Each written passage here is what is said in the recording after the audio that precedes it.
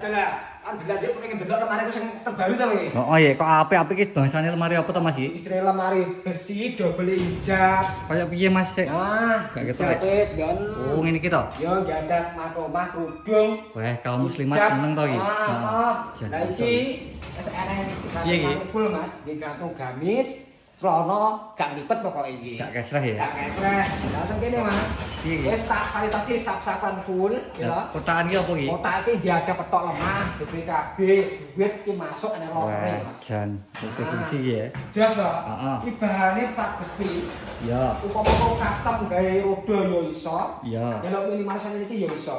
Engko spray perakitan Mas ya. Free perakitan. Nah, regane yo murah pol iki Mas. Piro wingi Mas regane? Cukup 3.700.000. Heeh. Wis tak terne nggonamu. Iya. Jawa Timur, Jawa Tengah, Jogja, Madura gratis ongkir, Mm-mm. bayare COD yo tanpa DP. Wah, penak tenan ya. Yo pol toh. Lah terus cara pesene penak apa ora engko? Cara pesen deh. Iya. Yo masuk Bioprop Mas Budi Furnitur. Iya. Bioprop jeneng Bapak titik mi to wi. Heeh. Kuwi dilewat satu kali gerbong aku langsung. Oke, piro regane? 3.700.000 Mas. Yo toh. Wah. Istimewa toh. Jos iki. Jos jis.